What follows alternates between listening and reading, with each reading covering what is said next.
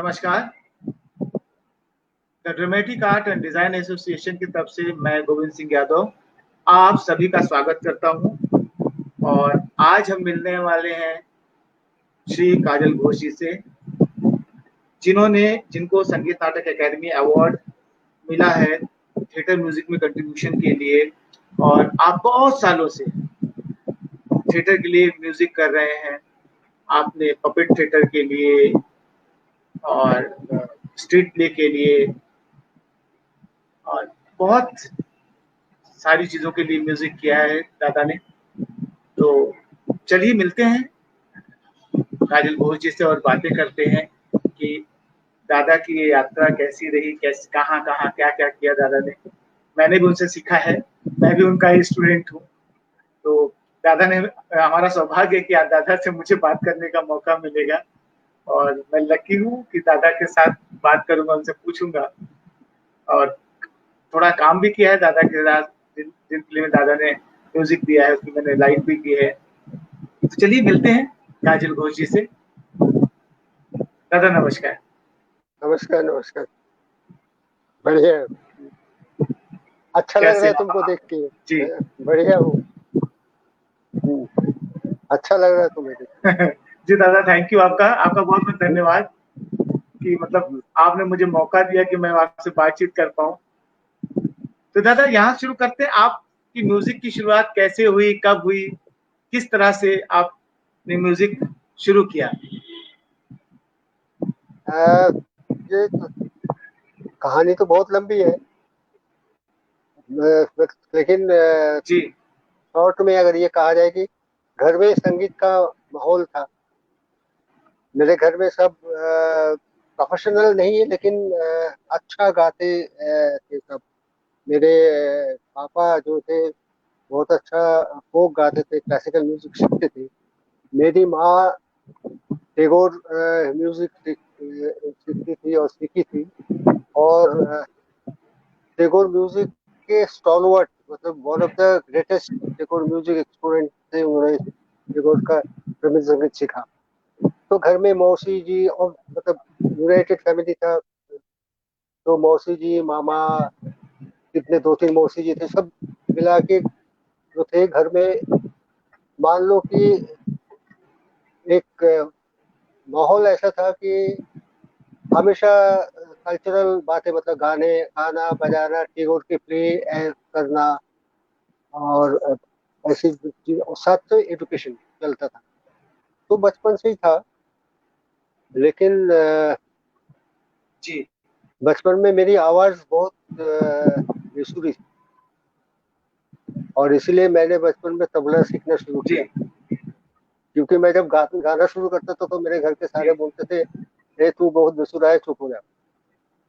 और तो मैंने मतलब क्या करता, मुझे कोई गाने का मौका नहीं देता तो मैं तबला बजाना शुरू किया, तबला सीखना शुरू किया। और उसके बाद जी एक ऐसा समय आया, तो मैं घर में जब कोई नहीं होता था तब मैं गाना गाता था, या बाहर कभी जाता था तो तब गाना गाता था। तो वैसे में एक दिन मेरे पापा ढूंढ लिए मुझे गाना गाते हुए, और फिर दोबारा मुझे गाने में मतलब परमिशन मिला गाना गाने। तो घर से उसके बाद आहिस्ता आहिस्ता, लेकिन इसको प्रोफेशन बनाने का कोई इरादा मेरा नहीं। लेकिन आहिस्ता आहिस्ता जी ऐसा हुआ कि मैं पैशन और प्रोफेशन दोनों एक हो गया, और मैं म्यूजिक प्रोफेशनली म्यूजिक कंपोज करने लगा गाना। तो ये मेरा प्रोफेशन बन गया। तो तुम कह सकते हो कि बचपन से ही शुरू हुआ, और आहिस्ता आहिस्ता उसको बढ़ता गया। आप आपने क्लासिकल म्यूजिक भी तो सीखा दादा उसके बाद? हाँ, ऐसा हुआ। हाँ, क्लासिकल मतलब देखो, मैं बंगाल के गांव में था। जी कलकत्ता से प्रॉपर कलकत्ता से 100-120 किलोमीटर दूर एक गांव में था, जब बाकायदा गांव बोला जा सकता है जिसमें। तो वहाँ मैं फोक म्यूजिक सुनता था, और टैगोर सब तब करते थे तो टैगोर सीखता था। लेकिन और उसके बाद तबला भी सीखना शुरू किया। तबला भी मैंने विश्वनाथ बोस जी से, जो कि बनारस घराने का कलकत्ता के बेस बहुत बहुत बढ़िया कुमार बोस, जो आजकल बहुत मतलब नामचीन तबला बजाने वाले हैं, उनके पापा जी। तो उनसे मैंने तबला सीखा। और बाद में जब मैं दिल्ली आया, दिल्ली आके मैंने जो इससे पहले मैंने जो नाटक का या उसमें जो हिस्सेदारी होती थी, वो टैगोर के जन्मदिन पे जो प्ले होता था या स्कूल में कोई भी कार्रवाई, कल्चरल कार्रवाई होता था, एक्टिविटी उसमें था। लेकिन और एक था कि आई 1969 70 से 69 से मान लो कि मैं IPTA मूवमेंट के साथ इन्वॉल्व हो गया जब मैं 10th 11th में पढ़ता था। तो लेकिन उसके बाद हायर सेकेंडरी एग्जाम देने के बाद मैं दिल्ली आया। और दिल्ली इसलिए आया कि मेरी माँ 1971 में लोकसभा के चुनाव में जीत के पार्लियामेंट मेंबर बन के दिल्ली आई। और मेरा हायर सेकेंडरी का एग्जाम खत्म हुआ था, मुझे मेरी छुट्टी थी, तो मैं मम्मी के साथ आ गया दिल्ली, दिल्ली शहर देखने के लिए, तो घूमने के लिए आ गया। उसके बाद आके दिल्ली शहर मुझे बहुत अच्छा लगा। उस जमाने में दिल्ली की ये शक्ल नहीं थी जो आजकल दिखाई देता है। गाड़ी बिल्कुल इतनी ज्यादा, बिल्कुल इक्का दुक्का गाड़ी होती थी, और बहुत खुला, बिल्कुल साफ सुथरा, बहुत बढ़िया शहर लगा। और क्योंकि मैं हायर सेकेंडरी उस समय एग्जाम देके आया था, तो उसके बाद मम्मी के साथ मैं सोचा कि मैं दिल्ली में अपनी जो कॉलेज का जो एजुकेशन है, पढ़ाई है, मैं दिल्ली में करूँ। और मैं दिल्ली आके दिल्ली मतलब दिल्ली यूनिवर्सिटी में भर्ती हो गया। और संग में मैं एक जी जो दिल्ली IPT के साथ काम करना शुरू किया। उसके बाद जी जननाट्य मंच हुआ, जननाट्य मंच के साथ काम करना शुरू किया। तो इसके बाद इस मामले इसमें होते होते ऐसा हुआ कि मुझे ऐसा लगा कि ज्यादातर मैं तो ज्यादा से ज्यादा मैं ऐसे कल्चरल एक्टिविटी में इन्वॉल्व हो रहा हूँ, और गाने का स्क्वाड था जिसका मैं लीड करता था। तो मुझे लगा कि म्यूजिक सीखने की बहुत जरूरत है, नहीं तो ठीक से इस काम को नहीं किया जाए। तो मैं क्लासिकल म्यूजिक सीखना शुरू किया, सीखने की कोशिश करना शुरू किया। और बहुत लोगों के पास गया, जिसको कहते हैं ना कि स्ट्रगल करना, मतलब दिलीप चंद बेदी जी से कुछ दिन सीखा, पंडित अमरनाथ जी से कुछ दिन सीखा, भारतीय कला केंद्र में भी आया तो कुछ दिन के लिए। उसके बाद मेरी मुलाकात हुई आचार्य KCD बृहस्पति जी से, जो कि रामपुर जी घराने का बहुत मतलब मार्तंड, संगीत मार्तंड कहा जाता है बृहस्पति जी उनका। और साथ साथ मैं दिल्ली यूनिवर्सिटी में पहले संगीत शिरोमणि किया, उसके बाद म्यूजिक ऑनर्स किया। वैसे देखा जाए तो बहुत ही वो है कि मैं पहले पॉलिटिकल साइंस लेके दिल्ली यूनिवर्सिटी में भर्ती हुआ। उसके बाद वहां से मैं इकोनॉमिक्स ऑनर्स में गया। उसके बाद मैं म्यूजिक ऑनर्स में आया, और दिल्ली यूनिवर्सिटी से मैं म्यूजिक ऑनर्स किया। लेकिन मैं जो मेरी जो जितना ही तुम कह सकते हो कि संगीत के बारे में जितना ही मेरा अ, जितना ही छोटा थोड़ा थोड़ा बहुत जानकारी है, वो उसके लिए मैं गुरु जी बृहस्पति जी, मतलब आचार्य KCD बृहस्पति जी को मतलब वो देता हूँ, उसका श्रेय मैं देता हूँ कि उन्होंने मेरी जो संगीत की चक्षु जो है, उन्होंने दान की है। जितना मेरे म्यूजिक से तो थोड़ा बहुत जितना भी जानकारी है, वो उनके देन है। उसके बाद उनकी पत्नी सुलोचना बृहस्पति जी से भी मैंने सीखा। और बस नाटक IPTA के साथ नाटक करना शुरू किया दिल्ली में, और उसके बाद जननाट्य मंच के साथ किया। और उसके बाद आहिस्ता आहिस्ता पहली बार 1970 1974 में मैं प्रोफेशनल थिएटर, जो राजेंद्र जी के जो ग्रुप है अभियान, अभियान अभियान जी। में अभियान में आली बाबा एक नाटक हुआ था 1974 में, जिसका जी। म्यूजिक हमारे मोहन उपरती जी ने किया। जी। और मेरा इंट्रोडक्शन प्रोफेशनल लाइफ पे हुआ एज, आप कह सकते हो कि मोहन उपरती जी का असिस्टेंट होके, उनका शिष्य बन के, ना म्यूजिक के, नाटक के, प्रोफेशनल नाटक के, उसमें मेरा मतलब शुरुआत वही से हुआ 1974। और उसके बाद से आहिस्ता आहिस्ता थोड़ा थोड़ा थोड़ा थोड़ा, तो बाकी तो कुछ कुछ तुम जानते हो। नहीं नहीं, कुछ कुछ मैं कहाँ, मतलब 74 में तो मैं था ही नहीं इस दुनिया में। मैं 78 में तो पैदा हुआ। उसके नहीं, बाद उसके तो बाद आहिस्ता आहिस्ता बहुत। वही। हाँ, तो प्रोफेशनल मेरा काम, पहला काम जो था थिएटर में, म्यूजिक में, वो अली बाबा था। उसके बाद जी। 1976 में मैं शीला भाटिया जी का रेperटरी ज्वाइन किया, जो दिल्ली आर्ट थिएटर के नाम से था। और जी। उनके साथ मैं करीब 2 साल, पौने 3 साल काम किया।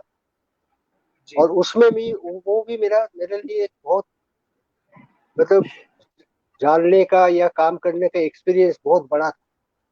कि अ, हालांकि इससे पहले मैं नाटक का म्यूजिक, जनरल के कई नाटक का म्यूजिक किया था, लेकिन एक तो मैं रेperटरी में उस हिसाब से शीला जी के साथ आया। और तुम सोचो, पंजाबी पंजाबी ओपेरा, शीला जी जिनके लिए जानी जाती है, वो pioneer of Punjabi opera of our country, उनके साथ मैं एज रेperटरी मेंबर म्यूजिक के लिए रेperटरी ज्वाइन किया। और उनके लिए मैं काम करना शुरू किया। मेरा असाइनमेंट था कि मैं, शीला जी म्यूजिक करती थी, कंपोज करती थी, रिकॉर्ड कैसेट में लेके आती थी और मुझे देती थी, जी। और मैं उसको सुन के सीखता था और बाकी लोगों को सिखाता था। ये मेरा काम था। और उसके बाद आहिस्ता आहिस्ता उन्होंने मेरे को थोड़ा थोड़ा रेस्पॉन्सिबिलिटी देने लगे कि अच्छा, इसको तुम बना दो, या इसका बना दो, इसमें इंटरलूड बना दो, या बैकग्राउंड बना दो। करते करते ये जो एक्सपीरियंस मुझे होने लगा, और 2 ढाई साल में मैं उनके साथ 3 4 प्ले किया, जिसमें यास्मीन और जीवन की है, और ठहरा हुआ पानी, और कुछ प्रोडक्शन के जो दोबारा किया गया था, जैसे चांद बदला था, जो पुराना प्रोडक्शन था जी। उसको रिवाइव किया गया था, इसमें काम किया। तो उसमें दो चीज हुई, एक तो folk music, Punjab folk music के बारे में मुझे बहुत जानकारी मिली, और पंजाबी लैंग्वेज के बारे में भी जानकारी हुई। और मैं आप इसके साथ बहुत बहुत फख्र के साथ कहता हूँ कि मैंने पंजाबी लैंग्वेज जो है वो शीला भाटिया जी से सीखी है, none less than Sheela Bhatia ji. तो ये बहुत जी। बड़ा वो मेरे लिए अपॉर्चुनिटी की भी बात भी थी, और मतलब मैं अभी आपको गर्व महसूस करता हूँ कि मैं ऐसे लोगों के साथ काम करके ऐसे सीखा। तो और उसके बाद हम लोगों ने एक ग्रुप बना, जिसमें से जिस ग्रुप के जरिए हमने एक दो प्ले किया, जैसे लक्ष्मी नारायण लाल जी का एक प्ले किया हमने। उसमें मैंने पहली बार जो है एज म्यूजिक कंपोजर, शगुन पंछी प्ले का नाम था, उसके लिए हमने काम किया। जी। और वो बहुत अच्छा प्ले हुआ था। और उसके बाद उस जमाने में टेलीविजन में उसको टेलीकास्ट किया गया, जो कि एक बहुत अचीवमेंट हम उस जमाने में सोचते थे कि दूरदर्शन में हमारा प्ले हुआ। और मैं बहुत, अभी ये बात करते करते मुझे बहुत सारी चीजें याद आ रही है, बहुत लोगों की ये तो शक्ल याद आ याद आ रही रही तो आप प्लीज शेयर है। करें, याद आ रही तो अच्छी बात है। जैसे दिल्ली टेलीविजन में उस समय प्रोड्यूसर थे, जैसे समीर मित्र करके एक प्रोड्यूसर थे, जो नाटक में थे, जिन्होंने मुझे मतलब टेलीविजन में, इलेक्ट्रॉनिक मीडिया में म्यूजिक, नाटक में, टेलीविजन के नाटक में म्यूजिक के क्या इम्पोर्टेंस है, और कैसे जो म्यूजिक के इम्पोर्टेंस एंड म्यूजिक की एंट्री एंड एग्जिट कैसे होना चाहिए, उसके रीजनिंग क्या है, क्यों, उसका कारण क्या, म्यूजिक क्यों, उसके बारे में जो मुझे जो पूरा एक स्पष्टीकरण जो हुआ है, वो समीर मित्र जी का के साथ हुआ है। उसके बाद चमन बग्गा जी के लिए भी मैंने टेलीविजन में नाटक के म्यूजिक किए। एक टेलीफिल्म उस समय एक दो जो किया टेलीविजन में काम, तो गोविंद बहुत किया है, ऐसे नहीं लगातार। 74 में जब मैं प्रोफेशनली म्यूजिक कंपोजर बनने की मैंने इच्छा जाहिर किया, तो बड़े बड़े लोग थिएटर के मुझे बोले, इंक्लूडिंग मुझे अभी याद है कि राजेंद्र नाथ जी ने मुझे बोला था कि Kajal, you are going to, you are trying to become a professional music composer in theatre, you will starve, मतलब भूखे मर जाओगे। तो मैंने बोला था कि रजना जी, क्या करूं मैं, इसके अलावा कुछ कर नहीं सकता, मुझे मेरी बस की और कुछ करना नहीं है, मैं कुछ कर नहीं सकता, तो चाहे भूखा मरूं चाहे कैसे भी हो, करना तो मुझे ही है। लेकिन उन सब लोगों की आशीर्वाद है, बोलो कि उनके गुड विश है, ये अभी भी मैं जिंदा हूँ, और हाँ, बिल्कुल। भूखा नहीं हूँ। और उस जमाने में ऐसा मुझे है कि मैं शायद उस 1974-75 से लेके नाटक में दो दो तीन तीन शिफ्ट भी किए, और मतलब चाहे उसके बाद नादिरा जी से, नादिरा बब्बर जी से के साथ काम करना शुरू किया, फिर सुशील कुमार सिंह के साथ काम किया।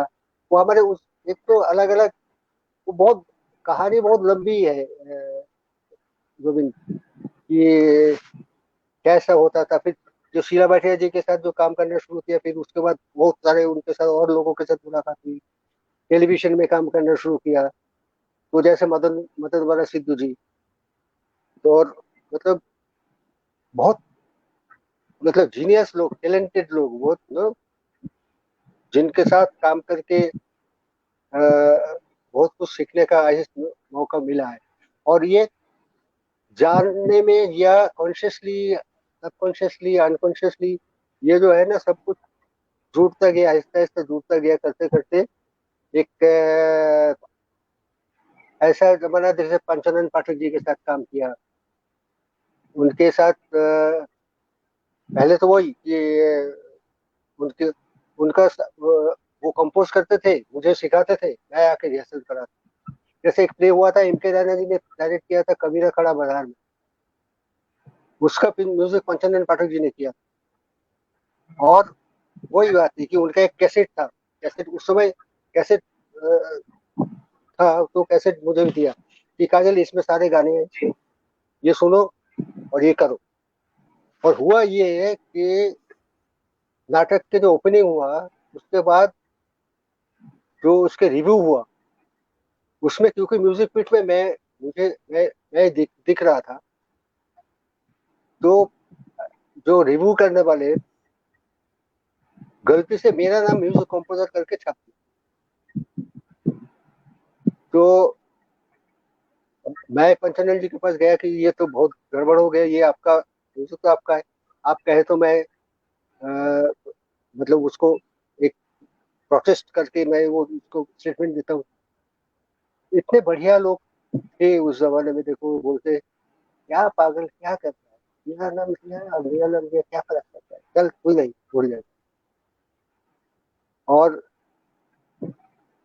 ऐसे जो तो इसमें सीखने के लिए मैंने ये भी है, मैंने ये भी उसके साथ तुम बोल सकते हो कि मैं मेरे को ये समझ आया कि जी। मन जो है ना, इसके जो तुम्हारे जो कॉन्सेप्ट है, इसको ओपन करना, इसको बड़ा करना, जिसे हम कहते हैं उदार होना, ये बहुत जरूरी है।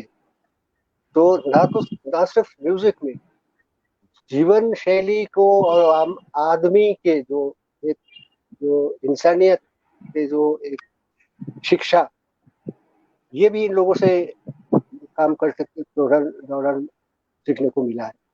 जैसे लोग मोनू प्रीति जी हुए, कंचन जी हुए, ऐसे बहुत, शीला जी हुए, ऐसे बहुत लोगों के ऐसे तो शिक्षा के और उनके आशीर्वाद के जो कल्मुलेटिव इफेक्ट है, जो फल है, उसके जरिए, उसके तहत म्यूजिकल जर्नी मेरा चलता रहा और अभी भी चल ही रहा है। दादा, तब से लेके अब तक थिएटर म्यूजिक में क्या कोई बदलाव आए हैं? वो बदलाव आया है तो किस तरह का? मतलब जो आपकी पूरी जर्नी रही और अभी तक।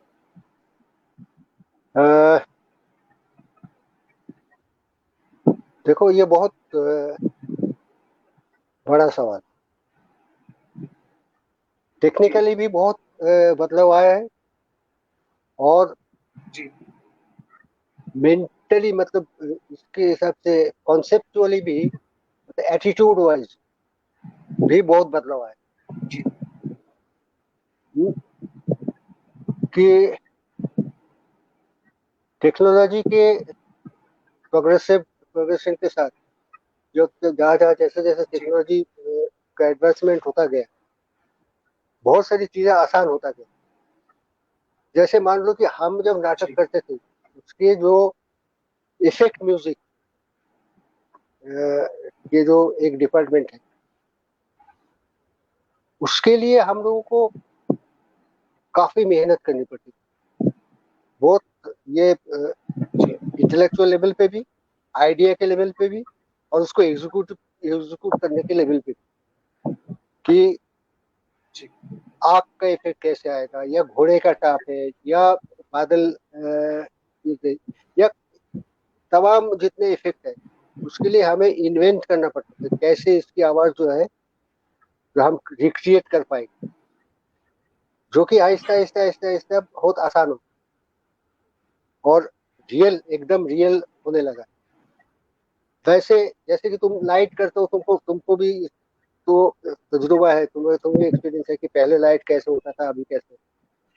रिकॉर्डिंग में, और किसी बहुत म्यूजिक चेंजेस आए। रिकॉर्डिंग में, जिसमें म्यूजिक एडिट करने में, जो एनालॉग म्यूजिक रिकॉर्डिंग और एनालॉग म्यूजिक रिकॉर्डिंग में आजकल तो जमीन आसमान का फर्क आ गया है।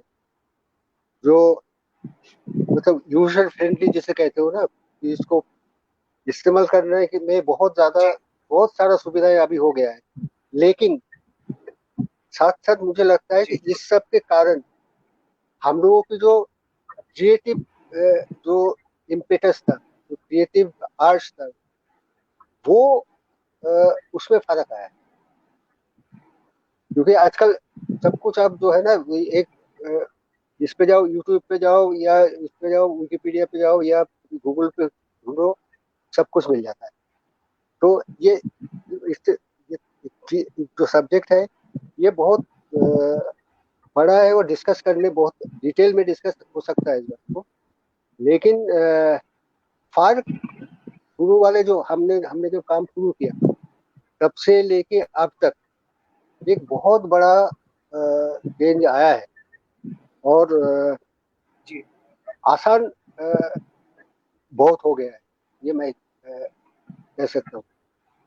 लेकिन ऑन द फ्लिप साइड, जो क्रिएटिव आर्ट्स जो है, क्रिएटिविटी जो है, जो कि टैलेंट और जो काम करने के लिए जो मेहनत करने का जो एक अ, वो है, उसमें जरूर फर्क आया, फर्क पड़ा। हम मेहनत करने में थोड़ा पीछे हो गए। जी।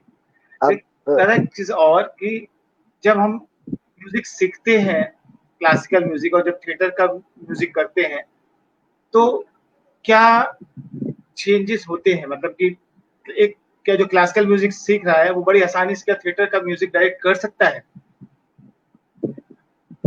अ, मुझे लगता नहीं है। मुझे लगता है कि देखो, म्यूजिक सीखना, म्यूजिक को सीखना, म्यूजिक या गाना गाना या कोई इंस्ट्रूमेंट को बहुत बढ़िया तरीके से बजाना, या ये उसके साथ म्यूजिक बनाने का कोई डायरेक्ट संपर्क नहीं है। जी जो ये जरूरी नहीं है कि एक बहुत बड़ा जो कलाकार है, ये गायक है या वादक है, वो बहुत बड़ा बढ़िया म्यूजिक कंपोजर बने। मुझे ऐसा नहीं लगता है। जी तो क्योंकि कंपोजर, म्यूजिक कंपोजर ये अलग एक ट्रेड है, ये अलग अलग काम है। तो और क्लासिकल म्यूजिक सिर्फ इतना ही नहीं कि मुझे लगता है थिएटर म्यूजिक करने के लिए, थिएटर के म्यूजिक करने के लिए किसी परफॉर्मिंग आर्ट, उस हिसाब से सिनेमा की भी बात कर सकते हैं कि कोई भी परफॉर्मिंग आर्ट के म्यूजिक के लिए कोई एक विधा से बहुत जानकार होना बहुत ये पर्याप्त नहीं है। आपको म्यूजिक थिएटर के लिए कंपोज करने के लिए आपको जितने किस्म के म्यूजिक की जानकारी हो सकता है, मिल सकता है, उतना ही जानकार होना बहुत आवश्यक है। क्योंकि एक प्ले में आप, हो सकता है क्लासिकल म्यूजिक की जरूरत हो सकता है ट्राइबल म्यूजिक की जरूरत हो सकता है सेमी क्लासिकल म्यूजिक की जरूरत हो सकता है फोक म्यूजिक की जरूरत है। अब आजकल ये भी हो सकता है कि दोनों का मिक्सचर वेस्टर्न म्यूजिक की भी जरूरत है। तो एक जी music composer, theatre music composition के लिए, अब क्योंकि इस समय हम थिएटर म्यूजिक की बात कर रहे हैं, तो मुझे लगता है कि जितने ज्यादा विधाएं, जितने जॉनर जॉनर के म्यूजिक के बारे में पता होगा, उतना ही वो कामयाब या कामगार साबित होगा। और डिपेंड करता है कि किस प्ले में कैसा म्यूजिक है।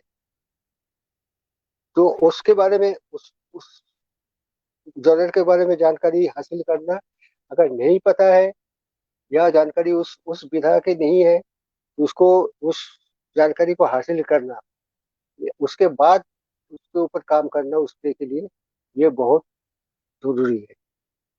तो मैं, क्योंकि मैं क्लासिकल म्यूजिक के जानकार हूँ, इसलिए मैं कोई भी प्ले का म्यूजिक कंपोज कर सकता हूँ और बहुत बढ़िया कर सकता हूँ। मुझे नहीं लगता है।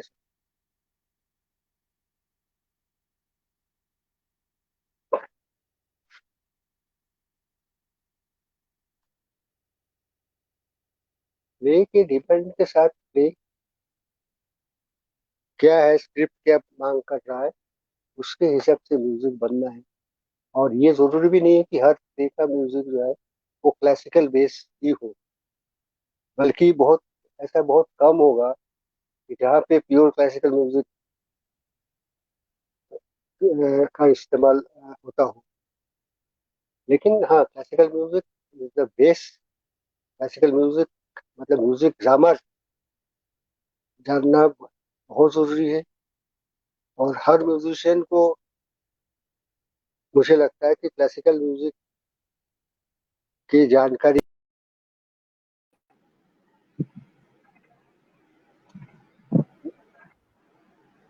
जी दादा, बीच में सिग्नल की दिक्कत हो गई थी हाँ, मेरी। मैं कहता हूँ क्लासिकल म्यूजिक जो है, म्यूजिकल ग्रामर, उसके जी लिए क्लासिकल म्यूजिक की जानकारी हासिल करना बहुत जरूरी है। That is the structure, the basic structure. चाहे वो हिंदुस्तानी क्लासिकल म्यूजिक के ग्रामर हो, हिंदुस्तानी म्यूजिक के ग्रामर हो, मतलब हिंदुस्तानी का जब मैं कहता हूँ तो बहुत कर्नाटक एंड हिंदुस्तानी म्यूजिक को मैं एक साथ मान के चल रहा हूँ। और या वेस्टर्न म्यूजिक के जानकारी हो, मतलब फंडामेंटल्स के, ग्रामर के रूडिमेंट्स, जो बेसिक चीजें हैं, जिस रूल के साथ ये चलता है, स्ट्रक्चर समझने के लिए ये बहुत जरूरी है। अगर ये नहीं पता चलेगा तो हम जो काम करते हैं उसके ऊपर जो हमारा जो कमेंट है वो नहीं होने से हम उतना अच्छा काम नहीं कर पाए। हो सकता है एक बार दो बार बहुत अच्छा हो जाए, वो हो सकता है। लेकिन जो एक इसके साथ क्या बोलते, कॉन्फिडेंस के साथ, सेल्फ कॉन्फिडेंस के साथ, अपने कमेंट के साथ जो उस चीज को करना, उसके बारे में सोचना, विचारना, उसको काम को करना, वो उसके लिए बेसिक नॉलेज उस विधा का बहुत जरूरी है। दादा उसके लिए प्रवीण का एक क्वेश्चन है, प्रवीण गुंजन का एक क्वेश्चन है। हाँ, दादा, क्या रंग संगीत करते समय संगीत के व्याकरण को फॉलो करना जरूरी है क्या? मतलब संवाद संगीत में तब्दील करना है, तब वो इसके मीटर में संबंध नहीं। ठीक से समझ नहीं आया, फिर से बोलो। दादा, रंग संगीत करते समय हाँ, संगीत के व्याकरण को फॉलो करना जरूरी है क्या? मतलब संवाद गीत में तब्दील करना है, तब वो मीटर में नहीं है, तो उसको कैसे करें? जो गाना है, अभी भी जो हम एक काम कर रहे हैं, जिसप्ले के लिए काम कर रहे हैं गोविंद, तुमको तो मालूम है, जी जो एक गाना हमको मिला है जो मीटर में नहीं है, जी लेकिन वही ये व्याकरण को बरकरार रखना, उस हिसाब से व्याकरण कहाँ तक रखें, ये भी तो है कि क्या है व्याकरण के जो दायरा है वो क्या है।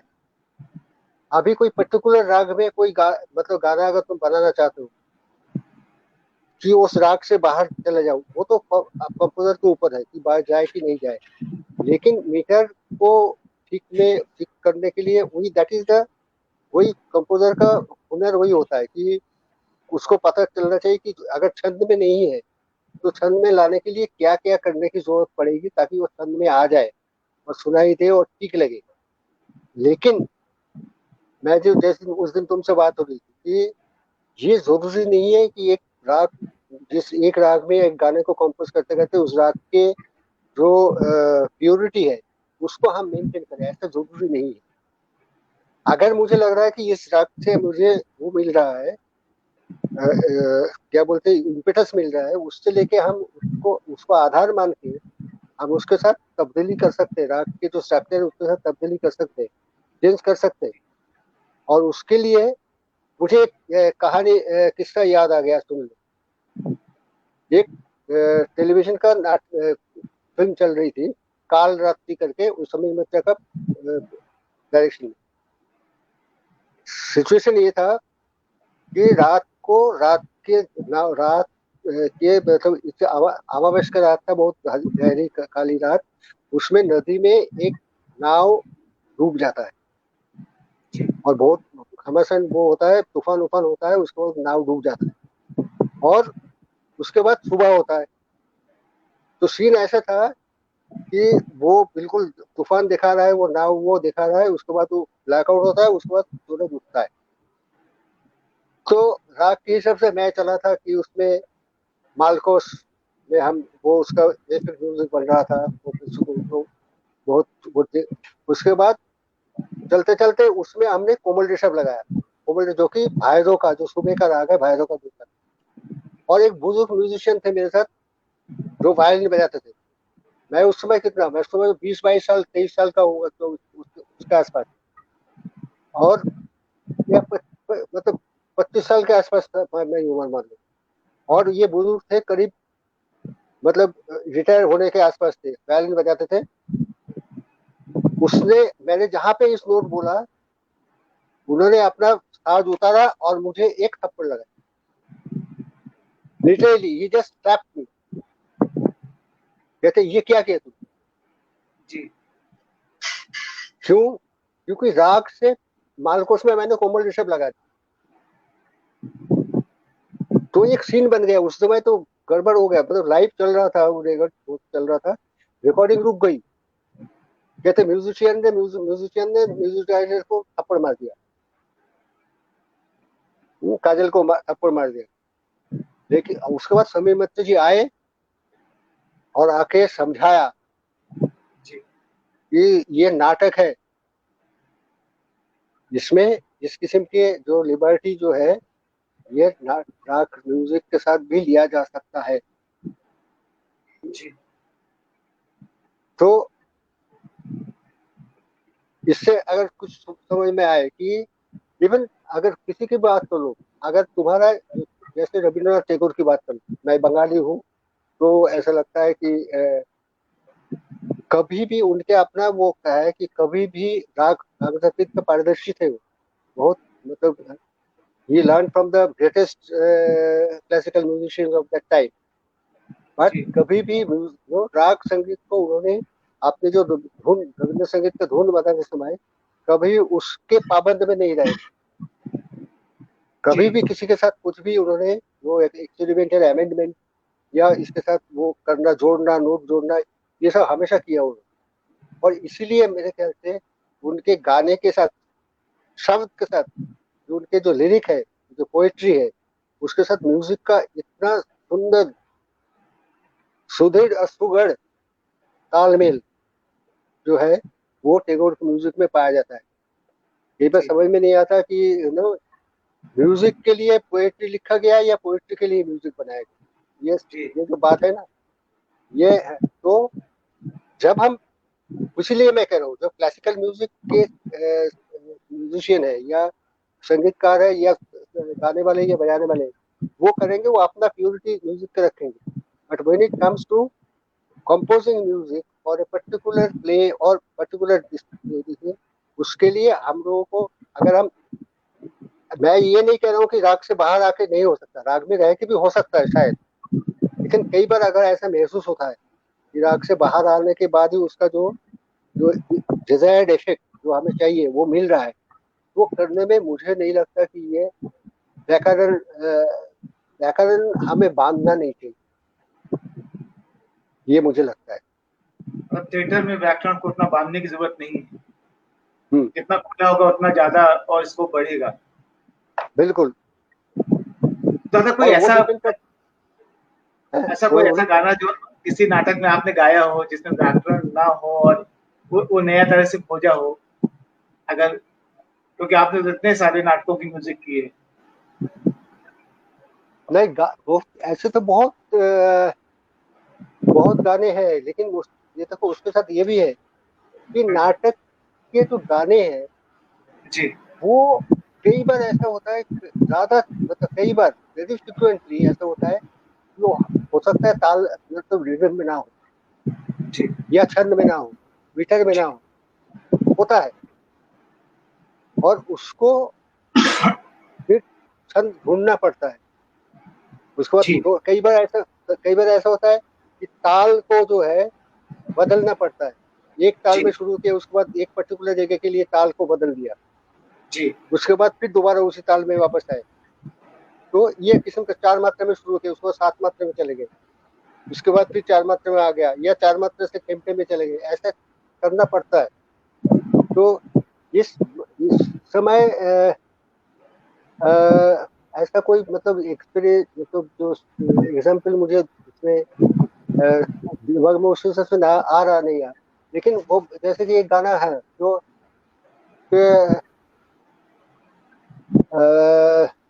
19 1857 को जो नादिरा जी का जो प्ले था, दिक्कत है, जी उसमें एक गाना था जिसमें होते उसमें होता एक लाइन था जिस जो कहते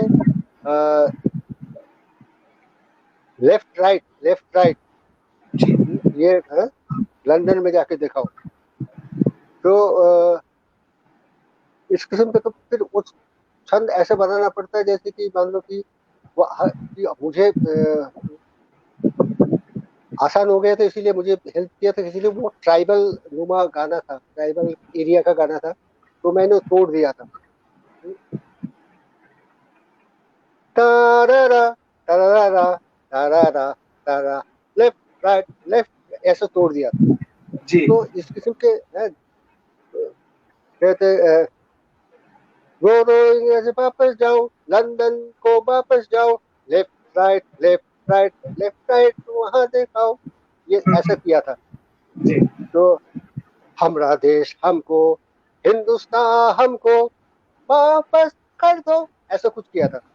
जी तो ये इस किस्म के जो है वो हमें क्या बोलते अडेप्ट, इस किस्म की चीजें अडेप्ट करनी पड़ती है। लेकिन उसके साथ ये भी है गोविंद की, प्ले के किस मूड के लिए वो हो रहा है, किस सिचुएशन के लिए हो रहा है, जी एम्बियंस क्या है, मतलब उस किस डायलॉग के बाद आ रहा है वो, और उसको क्या कहना क्या चाह रहा है उसका, और बाकी जो प्ले का बाकी जो म्यूजिकल पैटर्न है उसके साथ वो मैच कर रहा है कि नहीं कर रहा है, उसको देख के सुन के उसके बाद उसको इम्प्लाई, मतलब एग्जीक्यूट करना, उसको एम्प्लॉय करना, ये म्यूजिक कंपोजर का काम है, और क्या है। जो कहना चाह रहा है, जो मूड को बोलना चाह रहा है, उसको सप्लीमेंट करना, उसको यही काम है म्यूजिक कंपोजर का, और क्या काम दादा, अनिल मिश्रा जी का एक क्वेश्चन है है। कि क्या ये मारेगा मुझे। क्या कभी कभी नाटक के डायरेक्टर के साथ म्यूजिक को लेके मतभेद होता है? यदि होता है तो आप उसको कैसे हैंडल करते हैं? हम्म, इसमें मैं बिल्कुल होता है अनिल, बिल्कुल होता है। और मैं इसमें कई कहानी तुमको बता सकता हूँ जिसके लिए मेरे साथ ऐसा घटना हो चुका है।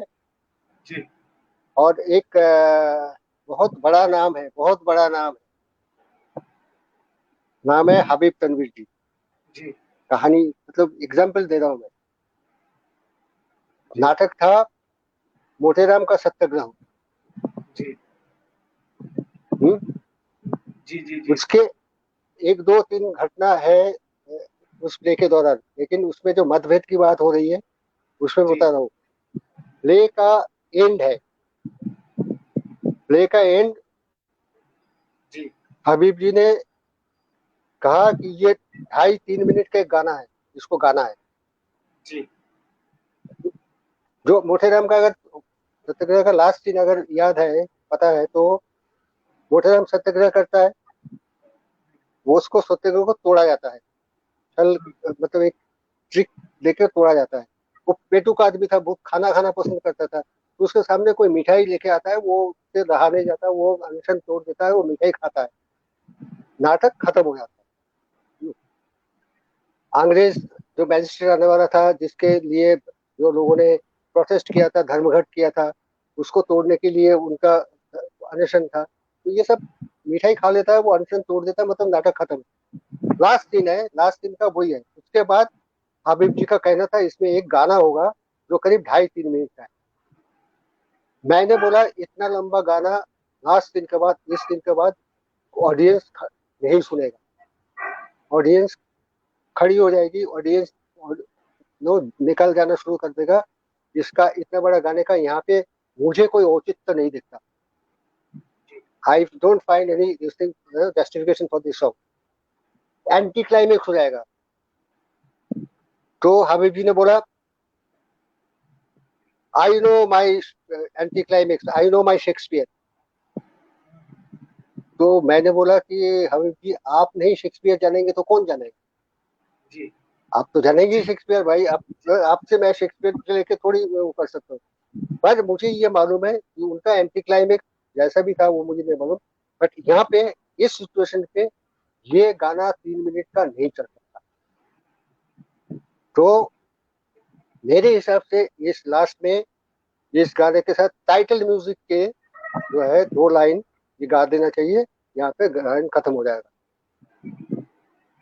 तो उन्होंने बोला नहीं, तब मैंने बोला नहीं, नहीं होगा, या आप मुझे समझाओ, आप मुझे कॉन्विंस करो, तो मैं गाना गाऊ, मतलब इस गाना रखूंगा। कोरस था, और हमारा जो ग्रुप था वो गा रहा था, कोरस गा रहा था, परचम मेरा ग्रुप जो है वो गा रहा था, तो हम गाएंगे नहीं। तो उन्होंने कहा कि I am not going to give any reasoning for it, this is my this thing. I said we are not going to see. And ultimately ये हुआ कि हम लोगों ने वो गाना नहीं गाया, और हम लोगों ने सिर्फ वही गाना गाया, टाइटल गाया, लेकिन उसका एक अलग वर्जन निकला टाइटल का। तो पहला टाइटल था कहा हो मोटे राम तुम्हें इतिहास पुकारे, सुनो तुम्हें इतिहास पुकारे।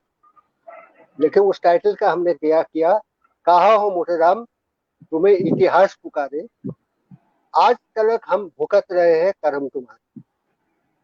जो सत्ता और धर्म, रिलीजियन एंड जो स्टेट का जो तालमेल हुआ, जो स्टेट ने धर्म का सहारा लेके इसको तो तरीके उसके ऊपर कमेंट था।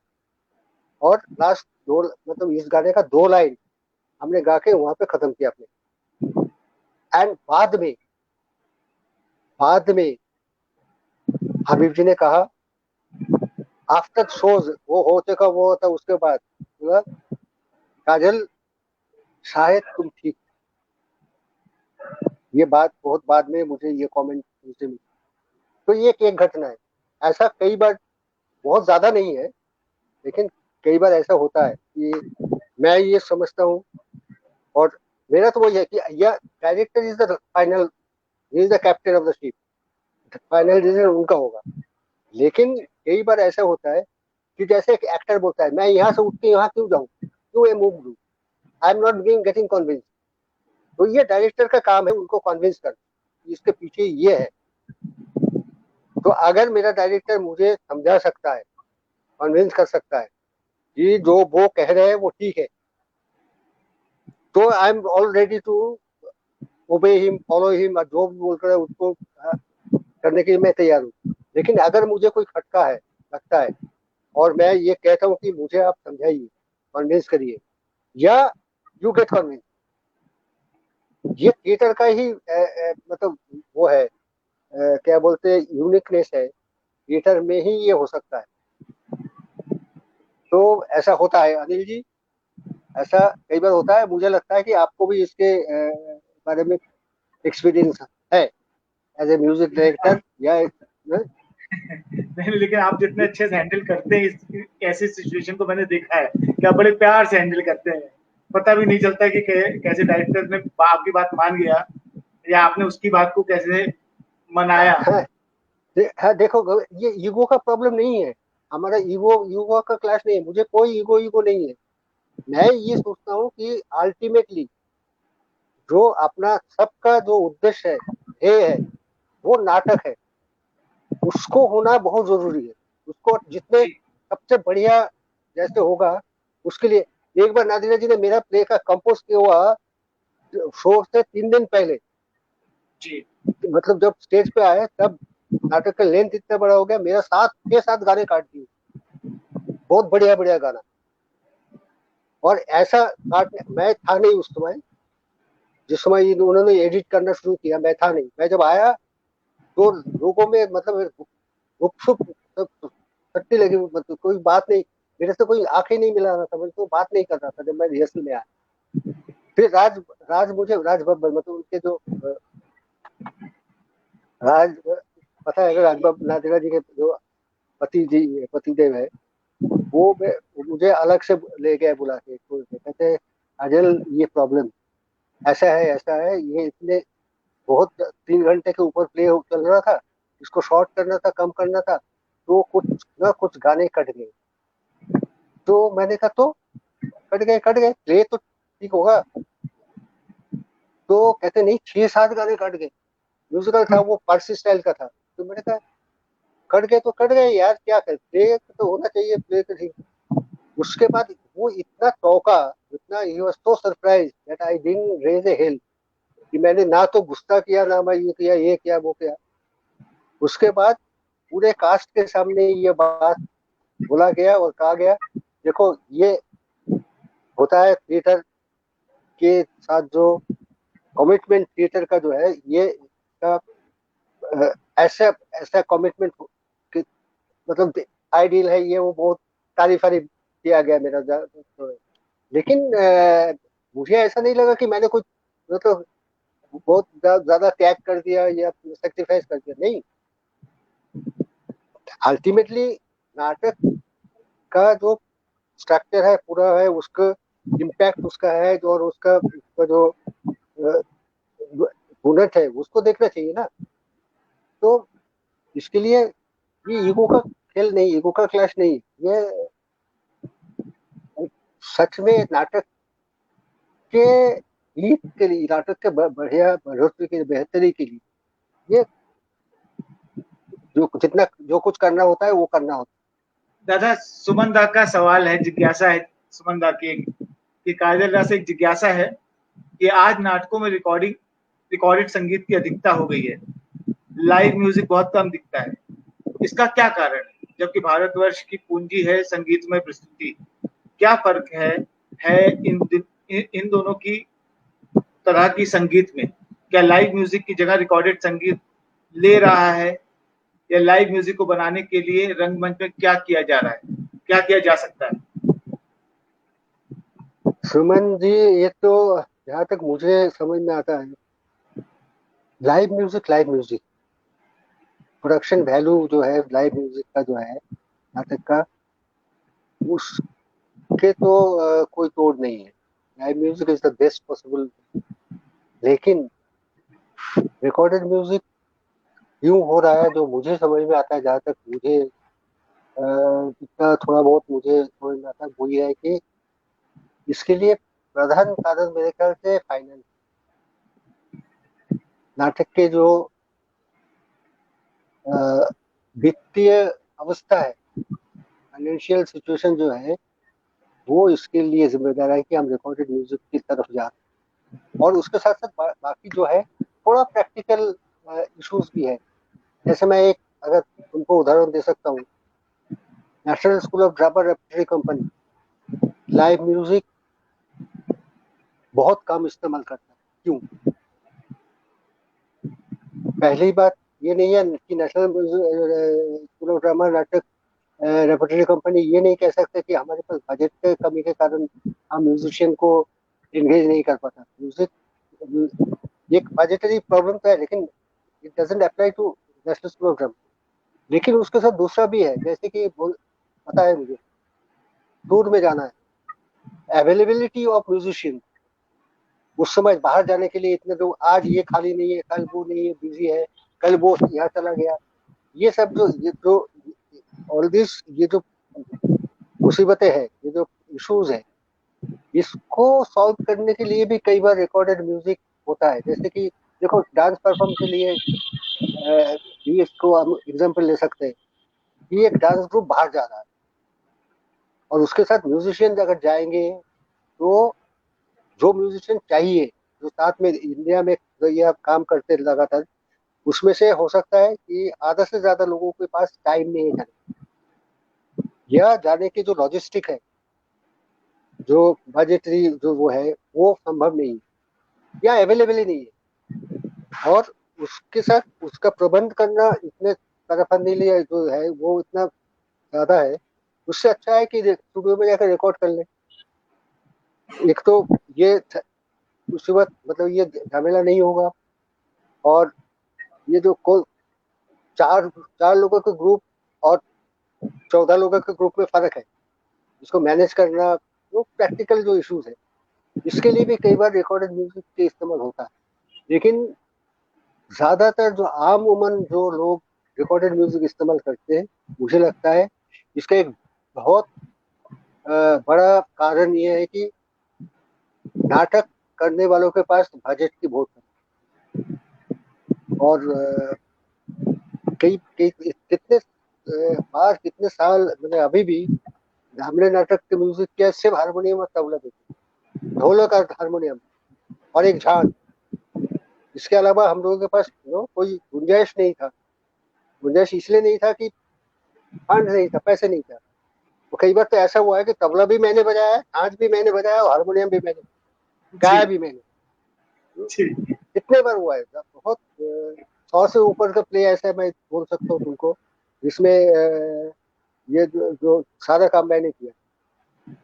तो बेसिकली बजट, और उसके बाद जो है अवेलेबिलिटी ऑफ आर्टिस्ट, ये सब मुझे मुझे जहाँ तक समझ में आता है कि दादा, मैं ये दक्षिणा शर्मा जी का कहना है कि काजल दा, आपने सीमा पार में एक बाउल गीत हमें दिया था, गवाया था, काला अमाए पागुल। पागल अगर कोयला हो से सके तो, हाँ, हो सके तो एक बार सुना दीजिए। दक्षिणा कह लीजिए। हाँ। कौन कौन है? है, अच्छा।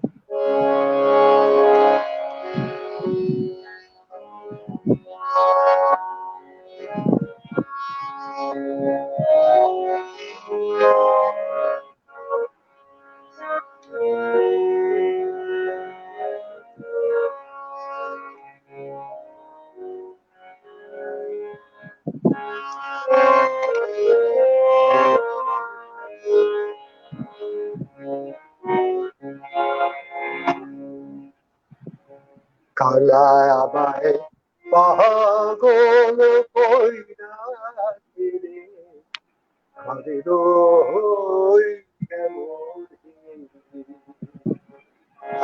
কালা আমায় পাগল কইরা রে, ঘরের ওই কেমন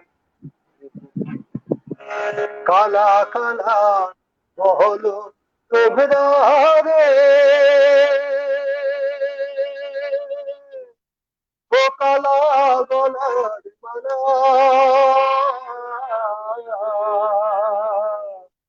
কালা কালা বহল তোমরা রে, ও কালা গলার মালা, আমার আধার ঘরে তোতে বাতি ছিল, আধার ঘরে তোতে বাতি ছিল, কালা কাটা তোলারে, রই কেমন কালা আমায় পাগল কইরা রে, ঘরের ওই কেমন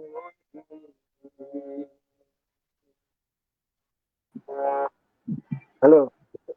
जी जी दादा, बहुत हाँ, बढ़िया। ये आधा था, पूरा पूरा नहीं आधा था। जी मुझे याद भी आ गया। देखो दक्षिणा का कहना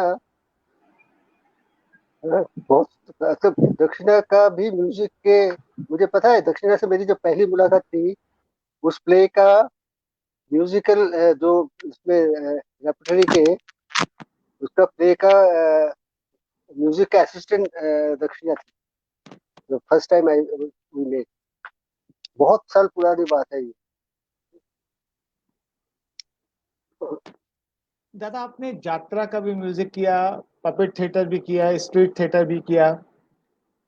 तो जब स्ट्रीट थिएटर करते हैं तो उसमें तो लाइव ही करना पड़ता होगा म्यूजिक, यात्रा में भी लाइव ही होता हाँ होगा। हाँ, स्ट्रीट थिएटर में अभी भी लाइव, लेकिन स्ट्रीट थिएटर में होता ही है, स्ट्रीट थिएटर में ज्यादातर rhythm instrument, percussion instrument, harmonium. इसके जी अलावा अगर किसी ग्रुप में कोई है ऐसा एक्सेप्शनल जो फ्लूट बजाता हो या वायलिन बजाता हो, वो आ गया तो ठीक है। नहीं तो ढोलक और झांझ, मजीरा, ढपली और हारमोनियम इसके साथ ही होता है। तो वो तो अलग अलग ही। Street theatre is a different ball game, वो तो अलग है। उसका म्यूजिक बनाते समय भी अलग अलग चीजों की वो करना पड़ता है कि उसका स्केल क्या होगा, किस दायरे में होगा। ओपन में होगा तो बिल्कुल नीचे के स्वर का इस्तेमाल नहीं हो सकता, ऊपर हो सकता है, नीच ऑक्टेव या अपर ऑक्टेव।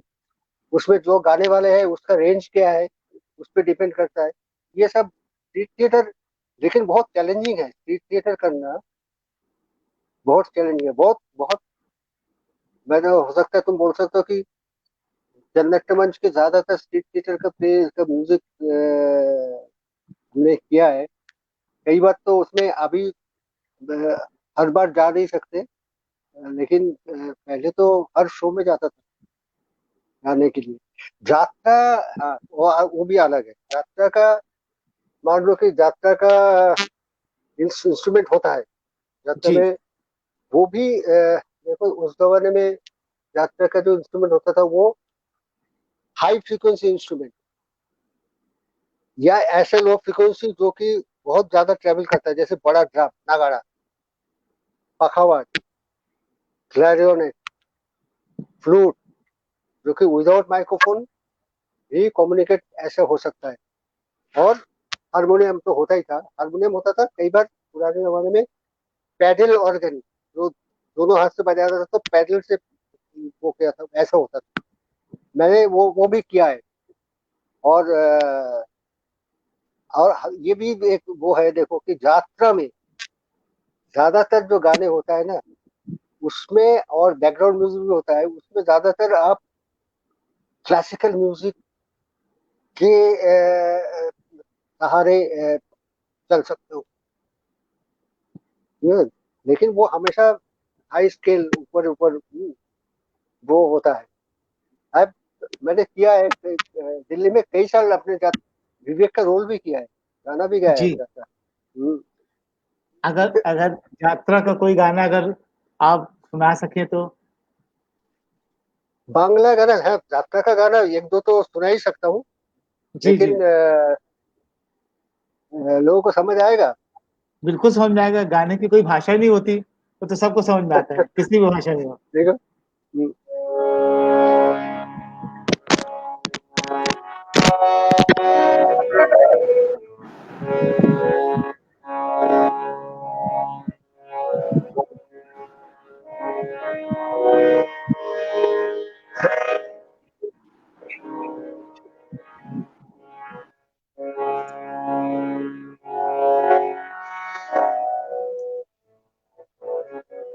हाँ,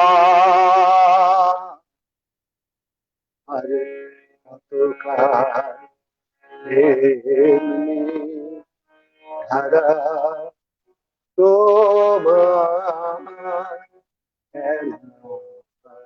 चुंबे दया तो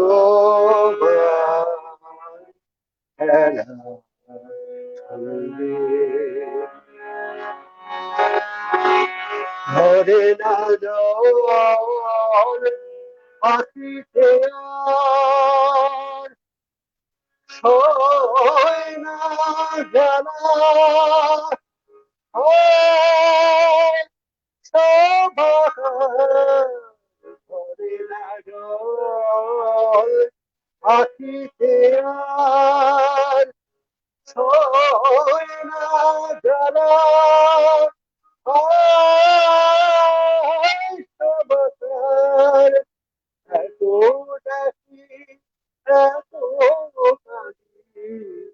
জমেরও দেখা মিলে না মরণ মিলে না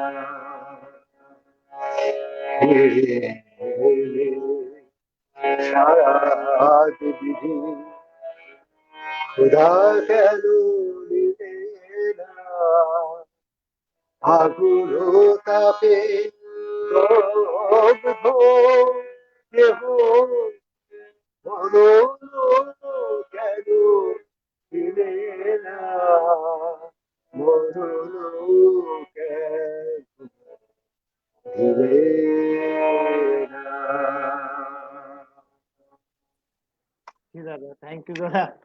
हाँ, मतलब ये वो पहली दो लाइन तारानाथ। ना मैं गड़बड़ किसी और गाने का ले लिया था, तो याद नहीं था, बाद जी में जी ठीक हुआ वो। जी। ये इस किस्म का, लेकिन दादा, आजकल थिएटर में बहुत सारे लोग म्यूजिक में नहीं आते, मतलब थिएटर म्यूजिक के लिए। तो आपको क्या लगता है, क्यों लोग उधर पहल क्यों नहीं करते?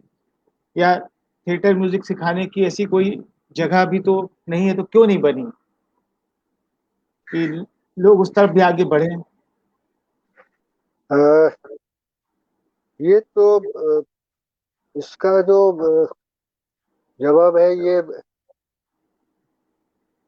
थोड़ा गड़बड़ है, थोड़ा गड़बड़ इन द सेंस दैट सिर्फ कल्चरल सवाल नहीं है।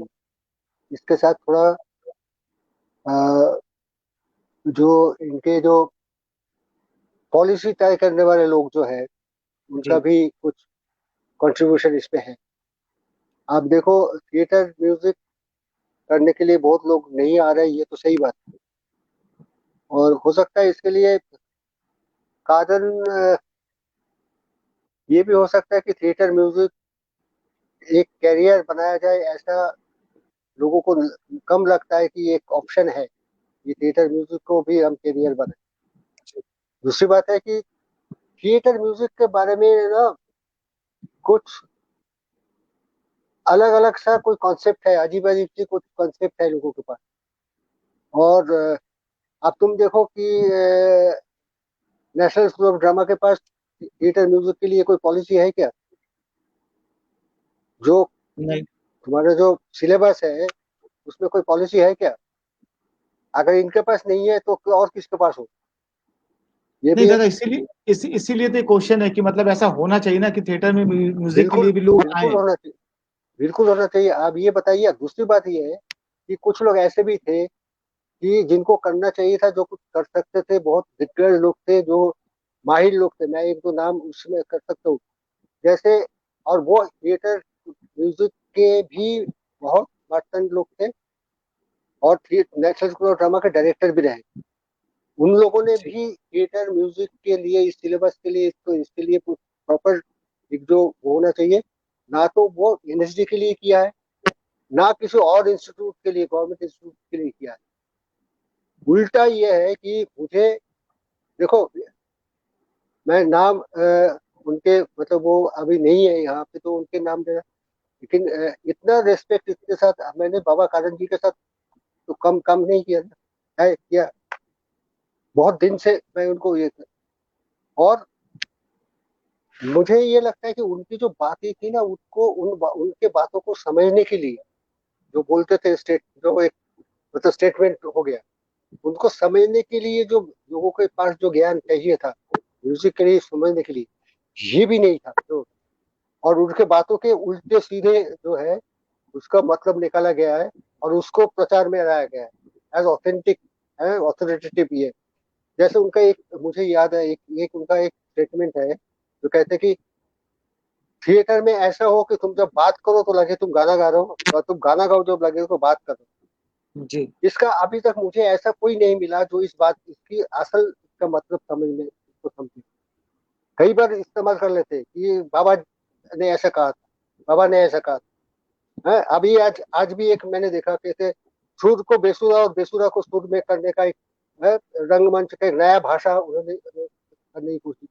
अरे भाई, इसको ठीक से इसको सुर के सब समझने का उनका जो कहना था कि कई जगह पे नाटक में सुर का और बेसुर का जो है डिस्कॉर्ड, ऑड एंड डिस्कॉर्ड का जो वो थ्योरी है, कैवस, जाकि वो उसको भी क्रिएट करने के लिए बहुत प्लान चाहिए होता है। ऐसे नहीं है लोगों को समझ में, लेकिन उसके ऊपर से हमारे जो पुराने जितने दिग्गज लोग थे उन्होंने ऐसा कुछ, मैं तो बहुत छोटा आदमी हूँ, मैं ये सब मतलब बोलता हूँ, लोगों को मतलब इसका असर क्या होगा नहीं मुझे मालूम, लेकिन सच में हमारे पास नहीं है ऐसा पॉलिसी कि हम थिएटर म्यूजिक बोल के मुझे ऐसा लगता नहीं है कोई, इसमें भी एक बाकायदा बड़ा डिस्कशन हो सकता है कि थिएटर म्यूजिक किस चिड़िया का नाम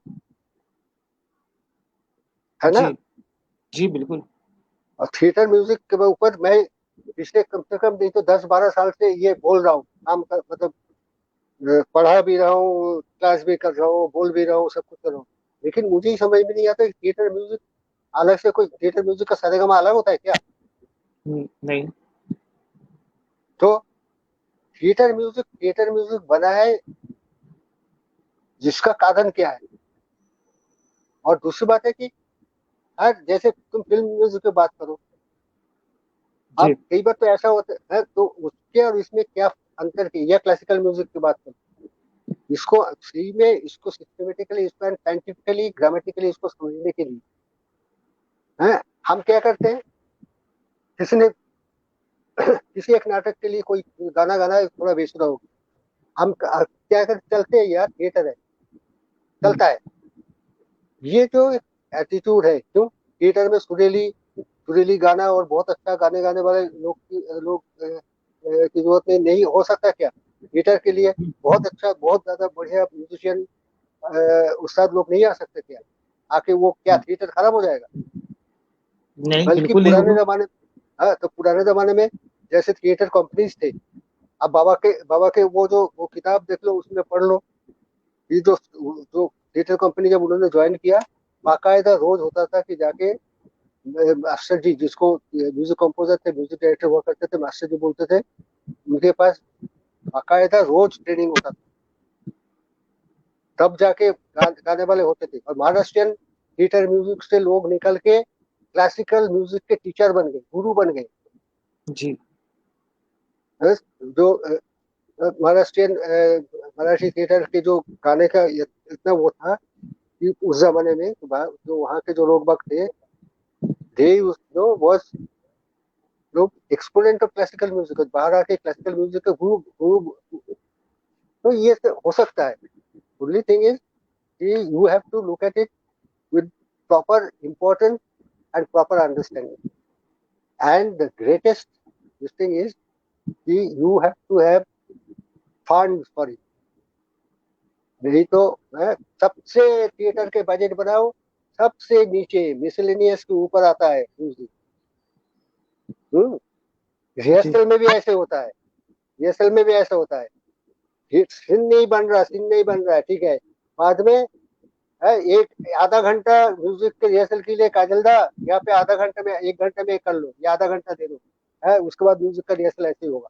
ऐसे में एक नहीं, कम से कम मतलब 10 डायरेक्टर या 100 इंसिडेंट ऐसे बता सकता हूँ जिसमें म्यूजिक बहुत इंपॉर्टेंट है, ये मानते हैं सब, लेकिन इसके लिए काम करने के लिए जो है वो सबसे बाद में आते, बोला ना मिसलेनियस के ऊपर लास्ट बट वन जो वो होगा ना, आइटम होगा बजट का, वो होगा म्यूजिक। तो ये एटीट्यूड होगा, तो इसका इसका फॉल आउट है, नॉन नॉन अंडरस्टैंडिंग। थिएटर के बहुत ऐसे लोग हैं, मतलब मुझे किसी को मैं ऑफेंड नहीं करना चाहता हूँ, किसी को दिल को ठेस नहीं पहुंचाना चाहता हूँ, ये भी बात है, लेकिन नहीं नहीं नहीं, किसी बहुत ऐसे लोग हैं जिसको बारे में म्यूजिक के मतलब बोलते हैं एक और चीज बोलते हैं, बोलते हैं कि कांसेन बनने की जरूरत नहीं है, कांसेन बनो। अरे कांसेन बनना और भी मुश्किल है, बोलते ना, बाबा बोलते थे कांसेन बनने की जरूरत नहीं, कांसेन बनो। कांसेन बनना बहुत ज्यादा मुश्किल है।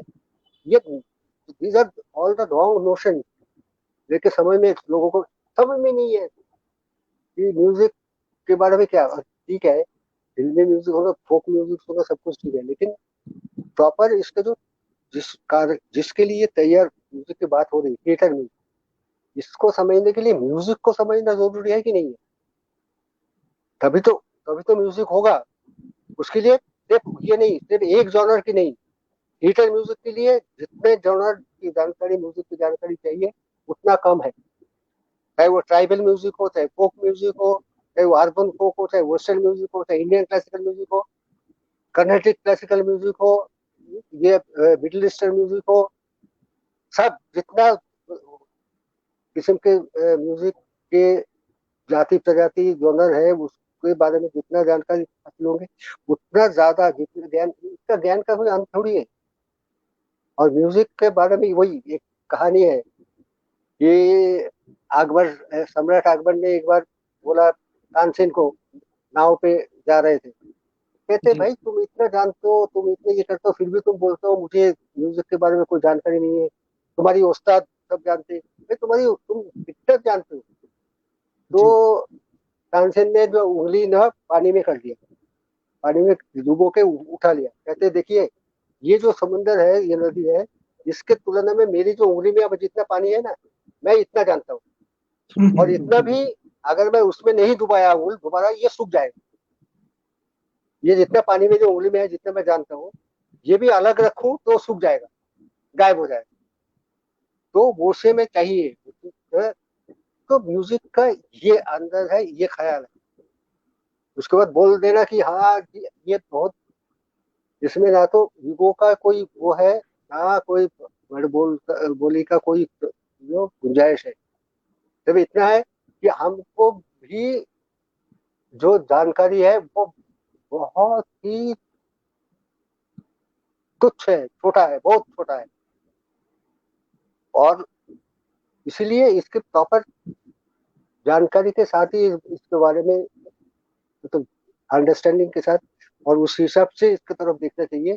ये थिएटर में म्यूजिक है तो ये है, ये है थोड़ा कुछ भी है चलेगा, म्यूजिक किसी थिएटर किसी और सब्जेक्ट किस्म के है, म्यूजिक कुछ और ले आओ, गूगल से डाउनलोड कर लो। कई बार होता है, देखते हैं हम, आवाज थोड़ी थोड़ी शोर होता है म्यूजिक का, म्यूजिक का कैरेक्टर होता है। जैसे तुम बोलते हो ना कि ऐसा कोई सिचुएशन नहीं है, तो नाट्यशास्त्र ने बोला है कि जिसको म्यूजिक के जरिए जो सपोर्ट नहीं किया जा सकता या उजागर नहीं कर सकता, ऐसा कोई सिचुएशन नहीं। लेकिन उसको करने के लिए प्रॉपर जो चाहिए, उसको करने के लिए जानकारी होना, ज्ञान होना, या म्यूजिक के बारे में पता होना जरूरी है कि नहीं, वो हमारे पास नहीं है ना, उसके कोई मतलब प्लान जो गुंजाइश है वो दिखता है। तो अब कोई उसके लिए उसके बाद क्या होता है, थिएटर म्यूजिक करने के बाद कोई कितने ग्रुप है, तुम इतने साल से थिएटर में हो, है? तुम प्रोफेशनल थिएटर पर्सन, तुम बताओ कितने ग्रुप के पास पैसा होता है कि म्यूजिशियन को पैसे दे सके, ये तो है, ये तो है। है नहीं ना? होता लोगों का पैसा, बिल्कुल। तो तो फिर एक आदमी अपना रोटी रोजी कमाएगा या थिएटर म्यूजिक में आके अपना जहाँ पे नहीं है वो करेगा? हाँ, ये तो है कि मतलब रोजी रोटी कमाना कमाना परेशानी, पहले जरूरी है। हाँ तो बिल्कुल। परेशानी है ना। नहीं, लेकिन इसके लिए अगर ज्यादातर, कोई चीजें मतलब वही है कि ना, मतलब इसके लिए अगर रास्ते खुले और चीजें बने तो आदमी शायद हाँ ज्यादा इन्वॉल्व हो, ज्यादा अच्छे से हाँ, चीजें कर सकता है। जिसको, हाँ जिसको पता है, जैसे कि उस समय बोला था मुझे, मैंने जब इसको डिसीजन लिया था कि मैं प्रोफेशनल म्यूजिशियन बनूंगा, तो मुझे लोगों ने कहा था कि तू भूखा मर जाएगा। जी लेकिन बिल्कुल। ऐसा ऐसा लिस्ट लेने के वाले लोग और है, ऐसा नहीं कि नहीं है कुछ लोग हैं। लेकिन जैसे कि महाराष्ट्र में, बॉम्बे में ऐसा एक दो लोग, कोलकाता में भी एक दो लोग ऐसे हैं जो कर रहे हैं।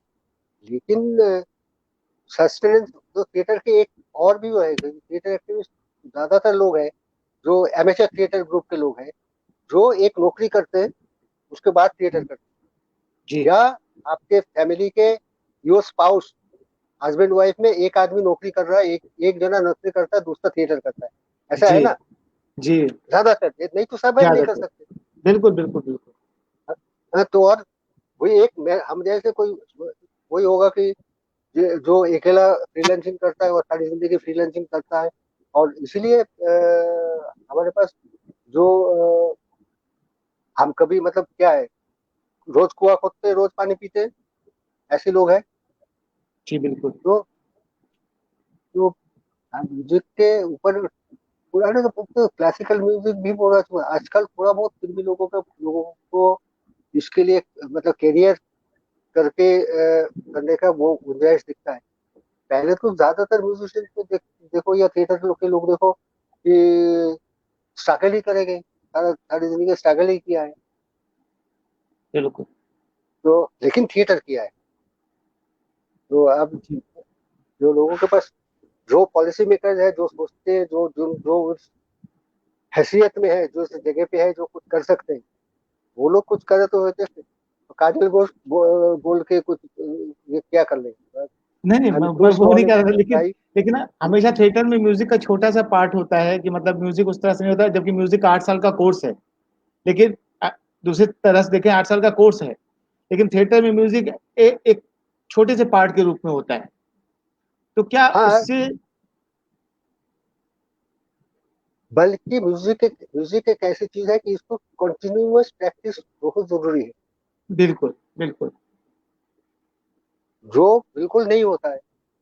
कितने म्यूजिक जी डायरेक्टर पिछले दिनों वो जो उसमें रंग विदूषक, और वो जो निर्माण कला मंच का एक सीरीज आया था, कोई 53 days day continuously music director के वो किया, उसमें कितने म्यूजिशियन को मैंने सुना है कि बोलते कि बहुत दिन बाद हारमोनियम पे हाथ रख रहा हूँ, याद नहीं है, कहीं भूल गया हूँ, या कई दिन हो गए हारमोनियम छुआ नहीं है, ऐसे सिचुएशन मुझे तो आई कांट इमेजिन कि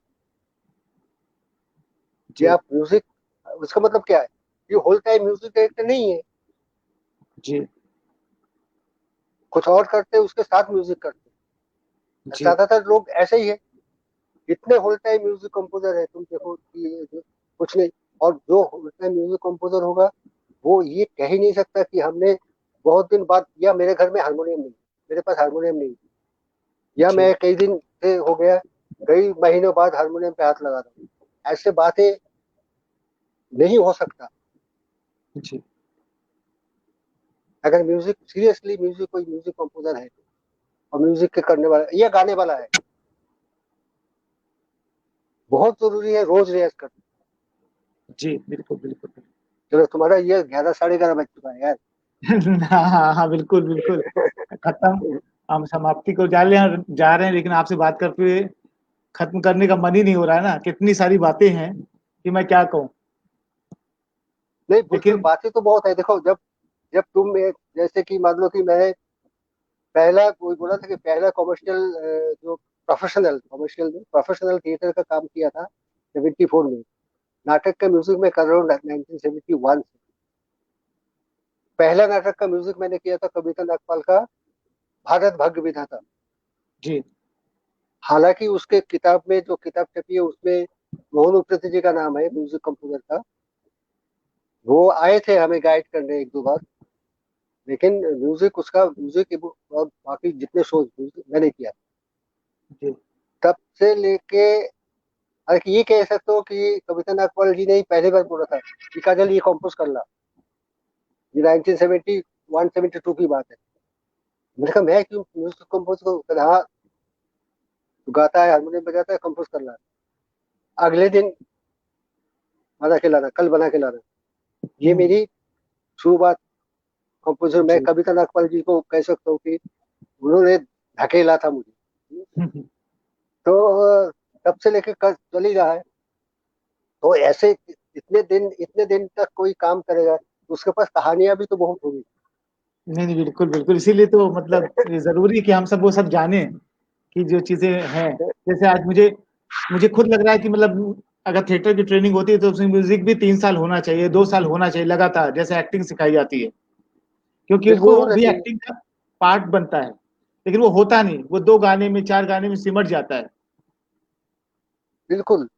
और उसके बाद क्या है कुछ, अरे 7 दिन का 10 दिन का क्लासेस है, 4 गाने सीख लिया, उसे एक डेमो कर दिया, डेमो हो गया, चल दिया, हो गया। उसके बाद जैसे कि जी इंस्ट्रक्टर से जैसे हम बोलते हैं क्लासिकल म्यूजिक में, बीए ऑनर्स कोर्स में हम बोलते थे कि फर्स्ट ईयर में मैंने जो सीखा है वो सेकेंड ईयर में भूल गए, जी सेकेंड ईयर में जो जी सीखे वो थर्ड ईयर में भूल गए। जी लेकिन उसमें से कुछ लागे जो है वो याद रहता है, सारे नहीं याद जी रहता है। लेकिन जी फिर भी उसमें क्या होता है, रेगुलर प्रैक्टिस होता है। जी स्वर का वो होता है, प्रैक्टिस होता है, रियाज होता है। और उसके सुर सॉलिड होता है, सुर में आते हैं लोग। और म्यूजिक ऐसा है कि एक दिन रियाज नहीं करोगे तुम 2 दिन पीछे चले जाओ। ये भी कहा जाता है कि तुम म्यूजिक को अगर 2 दिन छोड़ते हो तो म्यूजिक तुम्हें 4 दिन छोड़ देगा, 4 दिन चार के दिन लिए छोड़ छोड़ता देगा। है। तो ये इतना वो नहीं है। इसीलिए परफॉर्मिंग आर्ट के जितने वो है, वो गायन, वादन और ये जो उसके बाद नृत्य, जितने हैं, गायन को सर्वश्रेष्ठ इसलिए माना गया है। जी तो गान दादा, वादन को। खत्म करने से पहले क्यों ना एक गाना हो जाए। अनिल मिश्रा जी भी यही बोल रहे हैं कि दादा के खत्म करने से पहले गाना जरूर होना चाहिए जो दादा को बहुत पसंद हो, जो उनको एक गाना पसंद हो, जो उन्होंने किसी नाटक या इसमें गाया हो। अरे अ, हम्म,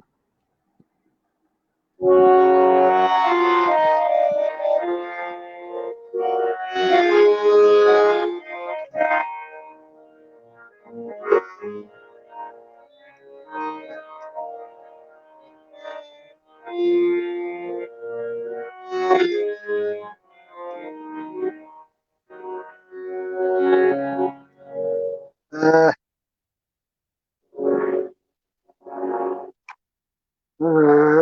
ये का नाम है गुड वोमेन ऑफ सेजुअल। नादिरा जी ने डायरेक्ट किया था। नाम था चंदनपुर की चंपाबाई। उसमें एक गाना है, मुझे बहुत प्यारा है, मुझे बहुत अच्छा लगता है।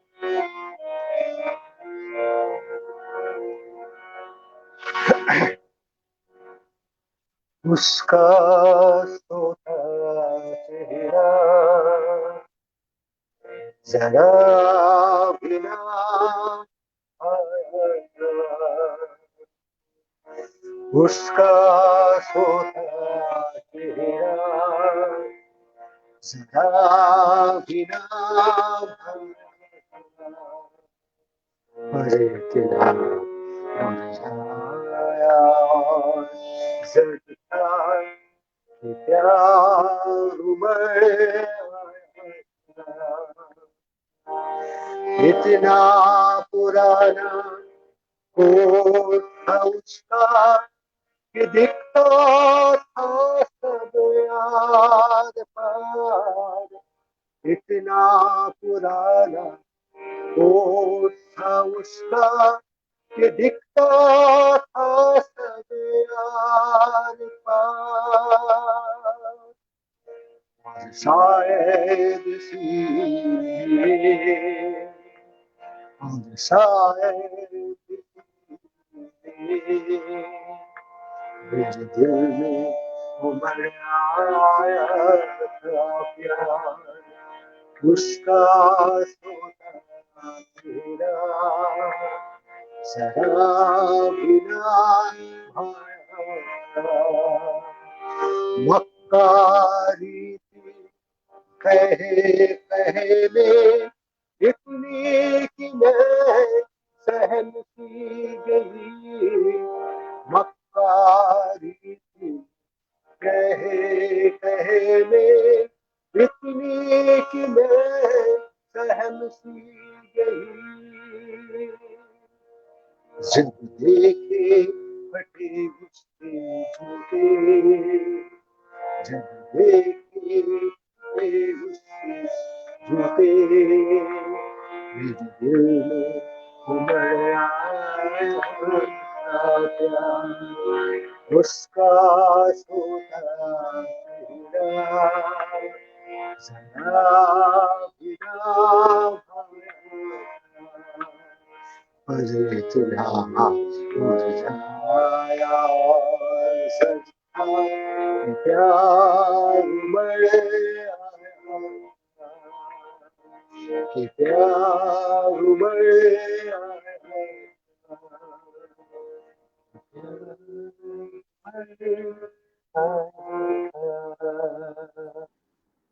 बहुत बढ़िया दादा। और बहुत बहुत धन्यवाद कि आप आए है और इतने सारे एक्सपीरियंस आपने शेयर किए। सच में बहुत अच्छा लगा। हाँ, जी ओके, थैंक यू। अरे क्या है, मुझे तो नहीं, चीज ना ये तो बोलते बोलते ना ठीक उसका जो क्या बोलते कड़ी, जो कड़ी दर कड़ी जो टूटता है ना, कई बार बीच में से मिस भी हो जाता है वो जी क्योंकि इतनी बातें करने की आदत तो है नहीं। तो जो हमारी सारी बातें जो है वो हारमोनियम के थ्रू ही होता है। जी। Okay, thank you very much for calling me. अरे थैंक यू दादा, बाकी आप आए। सच में बहुत अच्छा लगा। बहुत थैंक यू। तुम्हारी थैंक यू। ये एफर्ट अच्छा है कि बाकी लोगों से बात करते हो, सुनाई देते हैं लोग, लोग बाग लोगों के बारे में जान सकते हैं, आइडियाज शेयर होता है, बड़ी बहुत बढ़िया पहल, बहुत बढ़िया है तुम्हारा, करते रहो। जी ओके, थैंक यू दादा। ओके, गुड धन्यवाद। नाइट।